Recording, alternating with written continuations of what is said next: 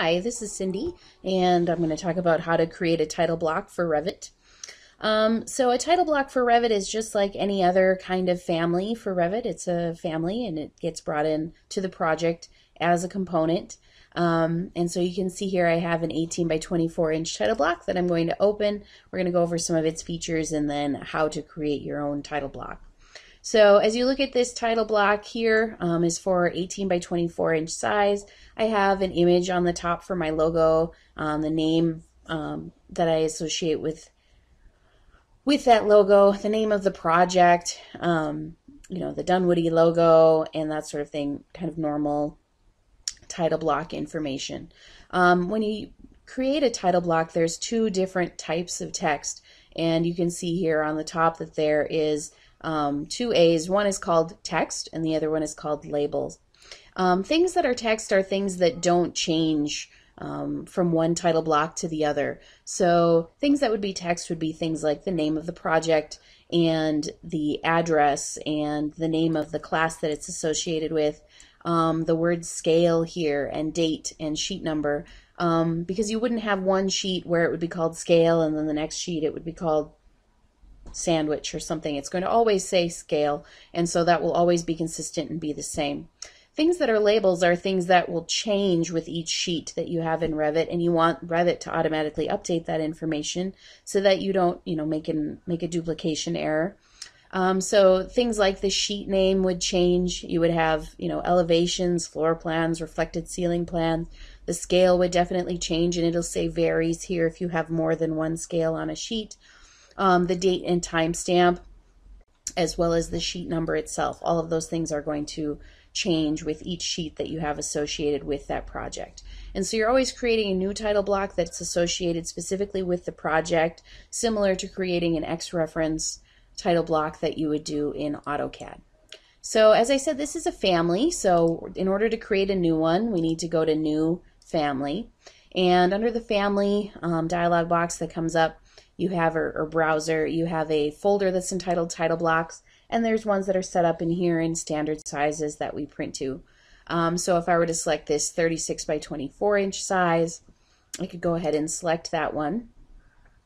And I can put lines on here similar to how I would normally draw by selecting line. I can select the rectangle tool here. And because this is 36 by 24, I would want to create a title block border that was 23 by 35, giving me that ½ inch border all the way around. I can take one of my lines here and copy it so I can create that 2-inch border size on the side. And again, up to you as far as your style choice. If you like to have the title block along the side or along the bottom, always maintaining that page number in the bottom right-hand corner. So in order to insert an image, this is similar to how you would normally insert an image. Under that Insert tab, under the Import panel, we have Image, and you select Image. That's going to take you to your browser where you're able to select any image you'd like. And I'm sure you have an image that's associated with your logo. I'm going to select these lovely flowers. And you can see that the image comes in there in a certain size. You can use these boxes or circles on the corners to be able to pull that into a size that's going to fit in your title block. Nudge that around using your arrow keys, just like you normally would in Revit, to get that to align the way you would like. Also again, using those lines to be able to divide up your space like you normally would with any other title block. So then the two types of text that you have, text and labels, these each need to be set up for the sizes and the font that you're going to be using. So if I select text, you can see that there's one type that's already set up for me, but it's not the type that I want to use. So I'm just going to go to Edit Type like I normally would. I'm going to select Duplicate in order to create some new types of text. And so I'm going to duplicate. I'm going to create a 1/4 inch size of text, and I like to just name it the size that it is because that helps me when selecting it later, rather than remembering that Note 1 was 1/4 inch and Note 2 is 1/8 inch. So if I select 1/4 inch here, I'm going to then select the font that I would normally use here. You can use that with the pull down or typing it in, and I'm going to change the text size here so that that matches as well. And I can change my color if I wanted to, the background, so I could create white text, on a black background. So there's lots of options. I'm just going with regular black text at this point. And then I can say edit type, and I can duplicate other ones. So I can, just change that to, I'm going to duplicate and make a 1/2 inch size. So I have that size available. And I can do that again and say duplicate and maybe make an 1/8 inch size. Okay, so that I have those 3 different sizes of text available for me to use. And that text is able to be entered again by going back to that home tab to the text panel. I'm going to select text, the A text. And over here I'm going to then, select what size font I would be using, if it's that 1/8 inch, 1/4 inch, or 1/2 inch that you see on the side. In this case is 1/8 inch, and I can always change that if I'm finding that what I'm using is not working or not fitting. So then I'm able to type in here, and I can enter, the name of the project, the address, whatever other information I was going to enter like normal. The other type of text that we have is labels. And again, these are the things that are going to change with each sheet. They're going to be different between your floor plan and your elevation sheet. And so if I select label, again, I have to go through that same process here of setting up some different sizes of labels. So if I select edit type and duplicate, and I'm able to change, the name of that. Again, I like to keep it, with what 1/4 inch is my 1/4 inch text, because I find that easiest to remember. Although, again, you can name it whatever you'd like. You can name it George if you'd like. So if I say apply and OK, then I have 1/4 inch text. I can say edit type again, and I'm, set up some 1/2 inch text as well. Again, changing that size.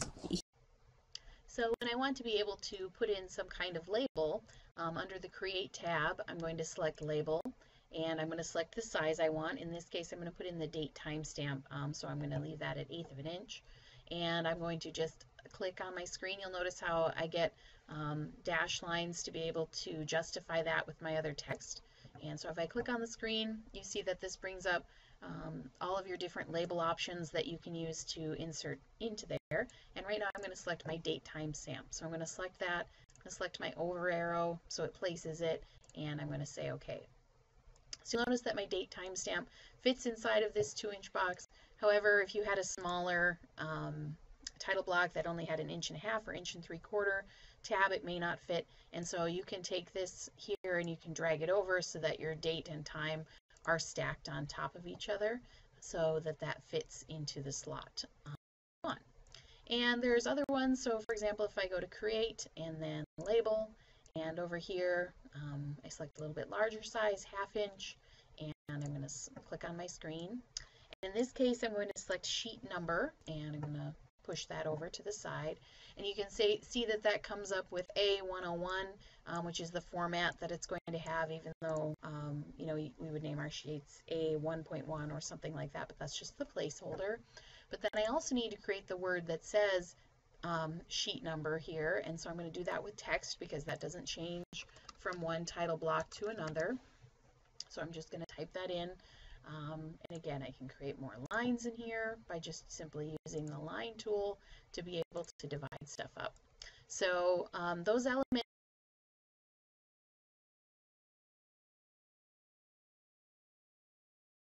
number, like the title of the sheet, the date, timestamp, things like that, you're going to always put those in as labels.